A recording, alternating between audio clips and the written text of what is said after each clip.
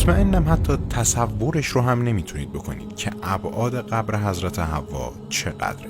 همه ما میدونیم که اولین انسانهایی که خداوند متعال بر روی این زمین آفرید حضرت آدم علیه السلام و همسر اون حضرت حوا سلام الله علیها بود که این دو نفر پدر و مادر تمامی انسانها محسوب میشن. اما آیا تاکنون به این فکر نکردیم که چرا خداوند حضرت حوا را آفرید؟ اصلاً چرا اولین زن در دنیا حوا نام گرفت؟ خداوند چگونه اون رو مورد خطاب قرار داد؟ و مهمترین مسئله این که حضرت حوا چگونه از دنیا رفت و چه کسی اون رو به خاک سپرد و قبر اون همکنون کجاست؟ آیا واقعاً دانشمندا تونستن محل دفن اون رو کشف کنن؟ زمانی که هنوز هیچ انسانی بر روی زمین پا نگذاشته بود، خداوند متعال همه فرشتگان رو گرد هم آورد و اراده کرد که مخلوقی جدید به نام انسان رو بیافرینه. در قرآن کریم سوره بقره آیه 30 اومده و هنگامی که پروردگارت به فرشتگان گفت من در زمین جانشینی خواهم گماشت. ماجرا دقیقاً از همین لحظه شروع شد. خداوند حضرت آدم علیه السلام را از خاک و گل آفرید و از نفس الهی خود در بدن بیجان حضرت آدم دمید و ایشان را به عنوان نخستین انسان و پدر تمام انسانهای روی زمین برگزید و به ایشان علم و دانش بسیاری عطا کرد. بعد از اون خداوند به فرشتگان فرمان داد تا بر آدم سجده کنند و همه فرمان خدا را اطاعت کردند جز یک نفر. و یاد کن هنگامی که به فرشتگان گفتیم بر آدم سجده کنید، پس همگی سجده کردند جز ابلیس که سر باز زد و تکبر ورزید و از کافران شد. ابلیس که از جنس جن بود از فرمان خدا سرپیچی کرد و به دلیل تکبر و حسادت از درگاه الهی رانده شد. اما پیش از اینکه از رحمت خداوند محروم گردد، ابلیس از خداوند درخواست کرد که تا روز قیامت مهلت داشته باشه تا بتونه انسانها رو فریب بده. پس از این ماجراها خداوند حضرت آدم علیه السلام رو در فضایی زیبا که همچون بهشت بود جای داد و نعمتهای فراوانی رو در اختیار حضرت آدم گذاشت. اما آدم علیه السلام پس از مدتی احساس تنهایی میکرد. او در میان همه مخلوقات همدم و همراه و هم نوعی نداشت. پس از خداوند خواست که برای او همدمی خلق کند. برای همین خداوند اراده کرد که همسری از جنس خودش برای حضرت آدم بیافریند تا مایه آرامش او باشد.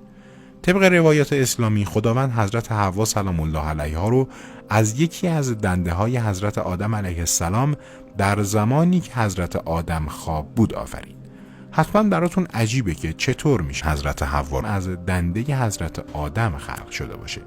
در حدیثی از پیامبر اکرم صلوات الله علیه اومده که با زنان به نیکی رفتار کنید، چرا که آنان از دنده آفریده شدند و کشترین قسمت دنده بالای آن است. اگر بخواهید آن را راست کنید خواهید شکست و اگر به حال خود رهایش کنید همچنان کج باقی خواهد ماند. پس با زنان به نیکی رفتار کنید. همچنین در قرآن کریم سوره نساء آیه 1 اومده که ای مردم از پروردگارتان پروا کنید، همان کسی که شما را از یک جان آفرید و همسرش را نیز از او پدید آورد و از آن دو مردان و زنان بسیاری پراکند. به این ترتیب حضرت حوا سلام الله علیها آفریده شد و به عنوان اولین زن در تاریخ بشریت پا به عرصه گیتی نهاد و او در کنار حضرت آدم علیه السلام در فضایی همچون بهشت سکونت پیدا کرد و از نعمتهای الهی بهره مند شد. اما آیا تا به حال براتون سوال پیش نیامده که اسم اولین موجودات روی زمین بر چه اساسی انتخاب شدن؟ الان که ما میخوایم اسم برای فرزندانمون انتخاب کنیم قطعاً الگوهایی داریم و اسم شخصیت‌های محبوب و یا اسم گل یا انسان‌های خاصی رو برای فرزندمون انتخاب میکنیم. برای انتخاب اسم حضرت حوا 3 نظریه وجود داره که سومیش از همه محتمل تره. نظریه اول اینطوره که بنابر عهد عتیق این حضرت آدم بود که همسر خودش رو حوا نامید، از این رو که اون قرار بود مادر همه زندگان باشه و واژه حوا نیز به معنای زندگی، زیستن و زندگی بخشیدن است. نظریه دوم نیز به نظریه اول نزدیک، اما نظریه سوم اعتقاد داره که شباهت آوایی واژه حوا با واژه آرامی هیوا یا هویا به معنای مار خیلی هم بی ارتباط نیست. بنابراین چون که حضرت حوا مانند مار در فریب دادن حضرت آدم عمل کرد و یک مار نیز موجب وفات ایشان شد، اولین زن عرصه گیتی رو حوا نامیدن. اما حضرت حوا چگونه باعث فریب خوردن حضرت آدم شد؟ خداوند به حضرت آدم علیه السلام و حضرت حوا سلام الله علیها اجازه داد که از تمامی نعمتهای بهشت بهره مند بشن، اما تنها یک درخت رو بر اونها ممنوع و حرام کرد. در قرآن سوره بقره آیه 35 اومده که و گفتیم ای آدم تو و همسرت در بهشت سکونت کنید و از آن از هر جا که خواستید بخورید، ولی به این درخت نزدیک نشوید که از ستمگران خواهید شد. حضرت آدم و حوا نیز تا مدتها از فرمان خداوند اطاعت کردند و در بهشت از نعمتهای خدا استفاده می کردند و لذت می بردند و همه چیز عالی پیش می رفت. اما در این طرف ماجرا ابلیس کینه‌ای شدید از حضرت آدم علیه السلام و حوا سلام الله علیها به دل داشت و در کمین بود تا فرصتی پیدا کنه تا اونها رو فریب بده و از چشم خدا بندازه. برای همین ابلیس در فرصتی مناسب نزد حضرت آدم رفت و با وسوسه های خود حضرت آدم رو به خوردن از اون درخت ممنوعه ترغیب کرد. ابلیس گفت من به خداوند قسم میخورم که خیر خواه شما هستم و قصد فریب شما را ندارم. ای آدم این درخت با سایر درختها فرق دارد. این درخت جاودانگی است و اگر از آن بخوری تا ابد زنده خواهی ماند و تبدیل به یک فرشته خواهی شد. و خداوند چون نمیخواهد شما به این مقام برسید دستور داده که از آن نخورید. سرانجام حضرت آدم علیه السلام و حضرت حوا سلام الله علیها فریب ابلیس رو خوردن و از اون درخت تناول کردند. اما به محض این کار لباسهای بهشتیشان از تنشان فرو ریخت و شرمنده و رسوا شدند. پس خداوند آنان را مورد خطاب قرار داد و فرمود آیا من شما را از آن درخت منع نکردم و نگفتم که شیطان دشمن آشکار شماست؟ اما آدم و حوا تا اون لحظه حتی فکرش رو هم نمی کردن که موجودی میتونه در این دنیا قسم دروغ خدا رو بخوره و برای همین قسم بود که اونها به ابلیس اعتماد کرده بودن. اما حالا دیر شده بود و بعد از اون خداوند اونها رو از بهشت بیرون کرد و به زمین فرستاد. ولی در کل چیزی که الان مورد بحث اینه که آدم اول از درخت ممنوعه خورد یا حوا و عامل گمراهی این دو کدامشون؟ خیلی از علما بر این باور هستند که حضرت حوا باعث گمراهی حضرت آدم شده و اراده حضرت آدم رو تضعیف کرده تا در برابر وسوسه شیطان سست بشه. اما به هر حال این اشتباه از جانب حضرت آدم هم شکل گرفته و حضرت آدم از اون درخت ممنوعه خورده بود و برای همین عذاب خداوند شامل هر دوی اونها شد و خداوند اونها رو از بهشت بیرون کرد. ولی کدام بهشت؟ مگر بهشت و جهنم هنوز خلق شدن؟ آیا منظور از بهشت همان بهشت جاودانه است؟ بسیاری از علمای دینی علل خصوص امام صادق علیه السلام بیان کردند که منظور از بهشت جاودان نیست، چون که هیچ کس بهشت ابدی رو ترک نخواهد کرد، بلکه منظور فضایی پردرخت و زیبا بر روی زمین بوده که شباهت زیادی به بهشت داشته و احتمالاً خداوند می‌خواسته در ابتدا این دو بنده خودش رو در این محیط مورد آزمایش الهی قرار بده و به اونها یاد بده که وقتی بر روی زمین میخوان زندگی کنن باید از اعمال حرام دوری کنند و از خداوند فرمان ببرند تا عاقبت به خیر و رستگار شوند. با وارد شدن حوا و آدم به زمین زندگی انسانی اونها شروع شد و حالا برخلاف زمانی که توی فضایی شبیه به بهشت بودن و هر چیزی که اراده میکردن براشون مهیا میشد باید در دنیا کار میکردن و زحمت میکشیدن و برای بقای خودشون میجنگیدن. زمین 4 فصل داشت و هر فصل نیازمند فراهم کردن شرایط خاص خودش بود. اونها حالا باید به فکر ساخت خونه، تهیه پوشاک و پیدا کردن غذا برای خودشون می بودن و برای هر یک از اونها باید زحمت می کشیدن.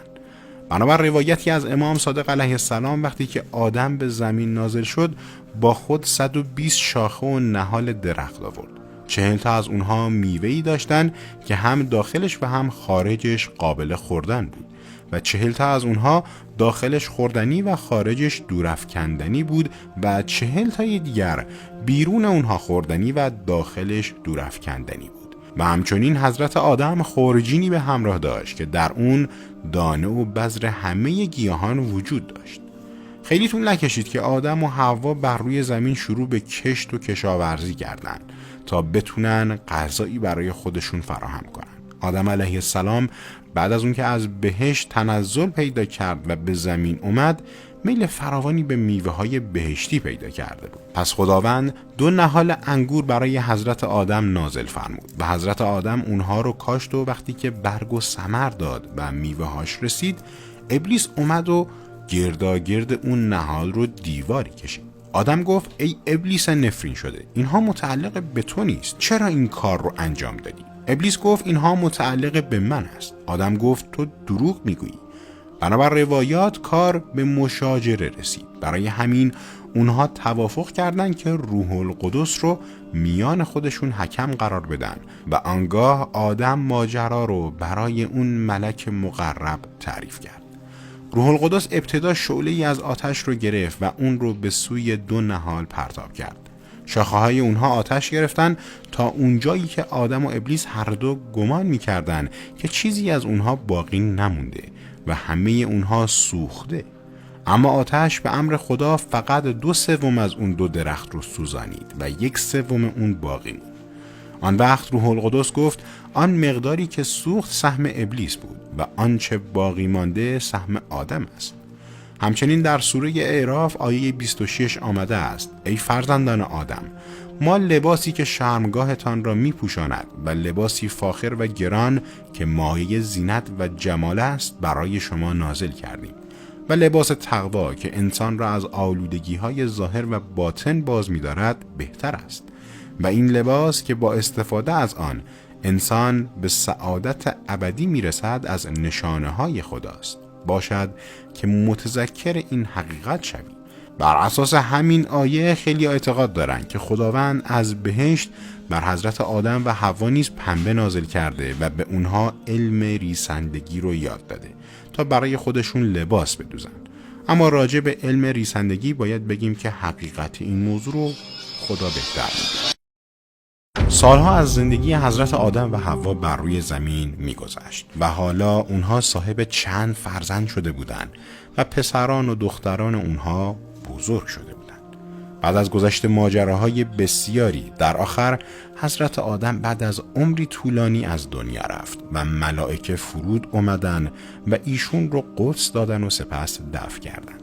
خیلی‌ها بر این باورن که مکان دفن حضرت آدم در مکه است. البته که خیلی‌ها هم باور دارن ایشون در اورشلیم به خاک سپرده شدند. بعد از حضرت آدم نبوت به پسر سوم حضرت آدم یعنی شیث رسید و خیلی طول نکشید و حدود 1 سال بعد حضرت حوا نیز به همسرش آدم پیوست و دار فانی را ودا گفت و گفته شده که حضرت حوا رو پسر شیث دفن کرده. اما جدیداً حقیقت بزرگی که کشف شده مربوط به یافتن قبر حضرت حوا. دانشمندان و باستانشناسا سالهاست که به دنبال قبر اولین زن عرصه گیتی هستند و جدیداً قبر بزرگ و عظیم الجثه‌ای رو در سرزمین عربستان سعودی و در شهر جده پیدا کردند که احتمال داده میشه این قبر متعلق به مادر بشریت حضرت حوا باشه. بعد از بررسی این مکان خیلی‌ها باور دارن که این قبرستان در گذشته یک معبد بوده و در قبل از ظهور اسلام اینجا محلی برای عبادت بوده، اما بعد از اسلام گنبدی برای این مکان ساخته شده و به عنوان یک مکان باستانی ارزشمند محسوب می شده. البته نظریه دیگه ای هم وجود داره که گفته میشه این مکان همان خانه حضرت حوا نیز بوده و گنبد اون باقی مونده سقف خانه حضرت حواست که بعد از طوفان حضرت نوح که بخش زیادی از زمین رو نابود کرد آثار محدودی از این مکان به جای مونده. اما حقیقت ماجرا رو خداوند بهتر از هر کس دیگه ای میدونه. خیلی ممنون که تا آخر این ویدیو همراه ما بودین و خوشحال میشم که برای حمایت از ما این ویدیو رو لایک کنید و نظرتون رو در حد یک ایموجی برای ما کامنت کنید. خیلی ممنون که این ویدیو رو تا آخر تماشا کردین و برای بهتر شدن این کانال نظرات مفید خودتون رو توی قسمت کامنت بنویسید و این ویدیو رو برای دوستانتون شیر کنید. برای دیدن ویدیوهای جدید و جذابتر روی یکی از این ویدیوها کلیک کنید و برای عضو شدن به این کانال روی عکس کانال کلیک کنید. با تشکر تا ویدیویی دیگر بدرود.